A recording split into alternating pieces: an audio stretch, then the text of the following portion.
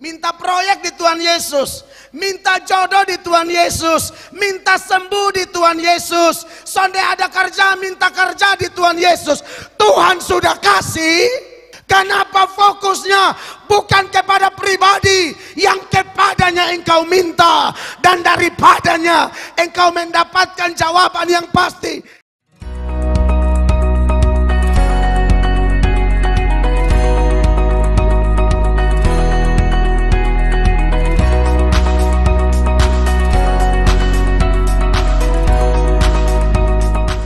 Singkat cerita, Tuhan hadir dan menampakkan diri. Mereka kenal itu Tuhan. Di tengah badai yang begitu besar, semua lagi panik. Bisa-bisanya Petrus bilang, Tuhan izinkan aku jalan di situ. Jalan di air. Thomas tidak ada ide itu. Yakobus, Yohanes, Bartolomeus, Tadeus, tidak ada ide itu. Tapi the one and only PU, haleluya. Dia bilang izinkan aku jalan. Dan akhirnya dia jalan, bukan? Dia jalan, sudah rasa tuh. Ya jalan di atas air. Dan itu mujizat loh. Saudara sudah tahu definisi mujizat kan? Mujizat itu sesuatu yang tidak alamiah. Kalau yang alamiah itu bukan mujizat. Masuk air tenggelam, itu bukan mujizat. Alamiahnya begitu. Ya, saudara lompat lalu turun kembali ke bumi karena ada gaya gravitasi. Mujizat itu kalau saudara tangka ke Henok dan Elia turun-turun. Nah itu mujizat. Atau bisa jalan di atas air seperti Tuhan Yesus. Dan Petrus yang suka menonjol ini pernah merasakannya. Tapi ya saya tidak tahu berapa langkah. Tapi ketika dia mulai mintanya di Yesus. Tapi di tengah jalan tidak tetap lihat Yesus. Lihatnya badai. Lihatnya gelombang, rasanya tiupan angin yang keras, gagal fokus, tumbang. Bisa tidak ini diseberangkan dalam konteks kita? Bisa banget. Minta proyek di Tuhan Yesus, minta jodoh di Tuhan Yesus, minta sembuh di Tuhan Yesus. Sonde ada kerja, minta kerja di Tuhan Yesus. Tuhan sudah kasih. Loh kok kenapa fokusnya ke angin? Kenapa fokusnya ke badai? Kenapa fokusnya bukan kepada pribadi, yang kepadanya engkau minta dan daripadanya engkau mendapatkan jawaban yang pasti? Kenapa tidak tetap pada dia? Kenapa gagal fokus? Kenapa fokusnya lari? Nanti kayak Petrus loh, jatuh tenggelam. Untung Tuhan mau angkat. Dia selalu menonjol, saudara-saudara. Sepanjang dia masih bertahan ada di dalam zona atau area yang Tuhan berikan kepada dia, aman dia, selalu berdampak, selalu jadi berkat. Anda masih ingat kan? Di minggu-minggu sengsara, saya soroti bagaimana Tuhan Yesus bilang sama murid-murid, menurut orang banyak saya ini siapa? Oh ada yang bilang Elia, ada yang bilang Yeremia, ada yang bilang Yohanes Pembaptis, ada yang bilang salah satu dari para nabi. Yesus bilang, oh sudahlah. Tapi menurut kalian saya siapa? Semua diam. Yang ngomong siapa? Om PU lagi. Om PU bilang engkau Mesias, anak Allah yang maha tinggi.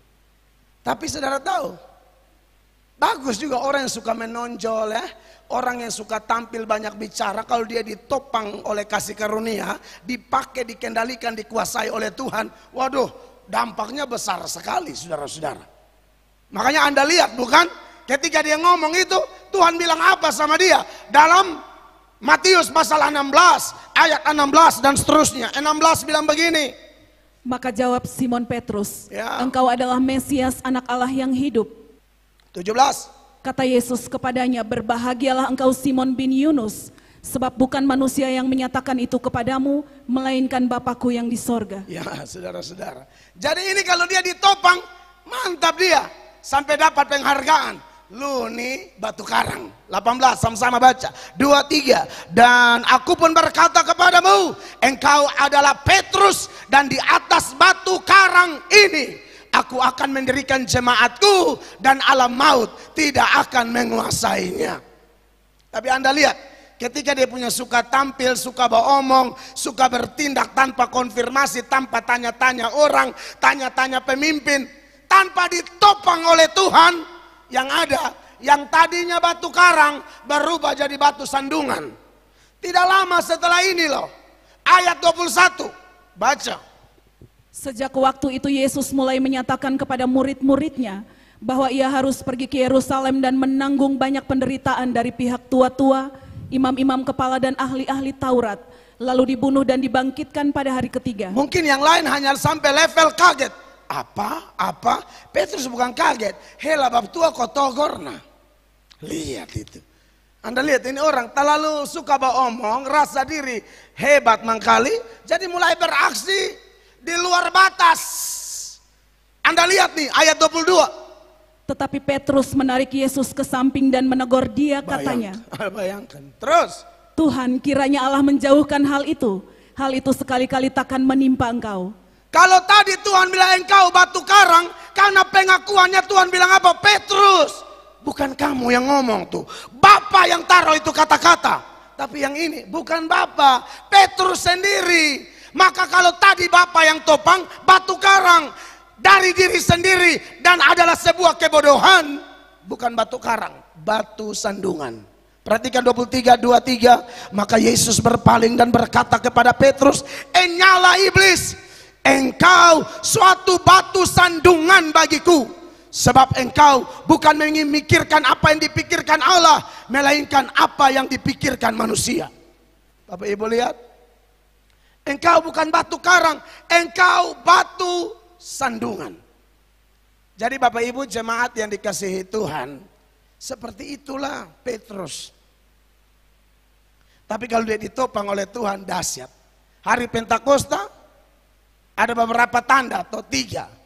Tiupan angin keras, ya, lidah-lidah api, lalu ada glosolalia atau orang berbahasa lidah. Semua diam. Yang bangkit khotbah, lalu khotbahnya melahirkan gereja pertama siapa? Simon Petrus. Itu kenapa? Roh Kudus berkuasa atas dia. Tapi saudara lihat perjamuan malam kan. Tuhan bilang, Tuhan kutip satu nubuat yang sedang terjadi. Nanti gembala ditangkap, lalu domba dicerai beraikan. Dan Tuhan sedang bicara, ini malam saya akan tangkap, kalian semua lari. Semua ada dengar, mungkin cemas. Petrus berdiri, beta sonde, saya tidak. Beta seng. Mari kita lihat versi Markus dulu, menarik ini. Markus 14 ayat 27. Lalu Yesus berkata kepada mereka, kamu semua akan tergoncang imanmu, Ya. sebab ada tertulis, aku akan memukul gembala dan domba-domba itu akan tercerai-berai. 28. Akan tetapi sesudah aku bangkit, aku akan mendahului kamu ke Galilea. Sudah, ya diam gitu loh. Kalau sudah dengar Tuhan omong itu, jangan terlalu protes kiri kanan. Dia ini pernah kena togor, sampai Tuhan bilang, lu ini batu sandungan. Sekarang ini lagi, dia omong hal yang sama. Dia bangkit, dia berdiri, seolah-olah Tuhan punya khotbah itu salah. Kan Tuhan bilang, semua lari. Dia bilang tidak. Orang kalau terlalu makan puji, ya dia kayak mengerti, dia pikirin firman ini omong kosong banyak. Ini yang khotbah bukan Melatok, pengkhotbah kecil. Ini Yesus Kristus, pengkhotbah di atas segala pengkhotbah. Ini pengkhotbah nomor 1 dunia akhirat. Bilang gembala karena tangkap, domba bubar. Petrus nanti itu. Beta ini malam, beta. Saudara saya kadang-kadang baca ini tokoh satu nih, tapi dia menarik. Dia sosok yang kalau nggak ada dia nggak rame gitu loh. Oh dia nih terlalu enak. Lihat Tuhan ngomong ini kan kalian ini Tuhan nanti saya sampai di Galilea sudah pokoknya saya bangkit. Oh tidak, dia protes yang tadi tuh cerai-berai. Apa? 29, Anda lihat. Kata Petrus kepadanya, biarpun mereka semua tergoncang imannya, aku tidak. Kasihan. Tuhan ini lihat ini anak ini makan puji. Maka Tuhan togor langsung, serius loh. Langsung Tuhan tegur, Petrus, tak usah besok. Ini malam juga ayam belum berkokok 2 kali. Lu menyangkal beta 3 kali. Perhatikan 30. Lalu kata Yesus kepadanya, aku berkata kepadamu, sesungguhnya pada hari ini malam ini juga, sebelum ayam berkokok 2 kali, engkau telah menyangkal aku 3 kali. Tadi itu Tuhan hanya mau kasih tahu, cerai beres. Tuhan mau detail bilang, dari semua ya lari itu, ini satu ini menyangkal. Tuhan mau ngomong, hanya karena dia bilang, beta rela masuk penjara. Tuhan bilang, woi. Tuhan bilang, woi, setelah ini kalau Tuhan beta disuruh mati lama. Petrus, lu nih makan puji sana tahu tanpa betul-betul. In malam nih ayam belum kokoreo 2 kali, lu menyangkal beta 3 kali. Apakah khotbah ini membuat Petrus tersungkur, mengaku dosa dan berkata, aku menyesal? Tidak, dia tambah foe. Saudara lihat. 31 beta baca, saudara lihat. Bagaimana tidak tambah foe atau tidak tambah berapi-api secara salah. Kalimatnya bilang begini, Markus tulis. Dan yang tulis ini saudara tahu, Markus. Markus ini siapa? Anak didiknya Petrus. Markus tulis semua itu kalau belajar sejarah kitab Markus. Dia tulis tuh Petrus yang kasih tahu. Luar biasa. Setelah bertobat dia jujur. Beta dulu memang agak foe begini. Orang tuh kalau bertobat ditandai dengan kesaksian dia. Dia berani buka masa lalunya yang buruk. Untuk kasih tahu perbedaan hidup dalam Kristus dan di luar Kristus. Tetapi dengan lebih bersungguh-sungguh Petrus berkata, tadi cuma penjara tuh, ini lebih meningkat lagi. Sekalipun aku harus mati bersama-sama engkau, aku takkan menyangkal engkau. Sebenarnya Bartolomeus tuh ada bingung, makanya dia omong, dong semua juga bangkit, beta juga. Lihat kalimat terakhir. Semua yang lain pun kenapa? Thomas ada bingung, ini terus ngomong apa lah. Makanya Pak satu nih sufoi, sudah kok kenapa? Oh betul Tuhan, khotbah salah tuh. San lama sa, lompat 50, lari Scooby-Doo semua. Lalu semua murid itu meninggalkan dia dan melarikan diri. Akhirnya betul toh, saya tidak usah munculkan lagi data. Cerita dia menyangkal 3 kali, tapi kita sudah hafal semua itu cerita. Andai kata saja Petrus diam, aman. Lu lari, malari sonde bikin malu. Makanya Tuhan tanya dia 3 kali itu dia diam saja.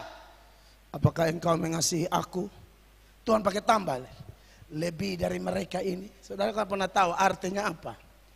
Mereka di situ bisa bicara tentang perahu dan jala-jala itu. Karena dia ini dulu penjala ikan, diubah jadi penjala manusia. Karena galau berat kembali lagi jadi penjala ikan kan. Lalu Tuhan setting satu keadaan yang mirip saat Tuhan panggil dia di Lukas 5 ayat 1 sampai 11. Pemulihannya juga terjadi mirip tuh di Yohanes 21 yang kita baca tadi. Apakah engkau mengasihi aku lebih dari mereka ini? Salah satu arti dari kalimat itu begini.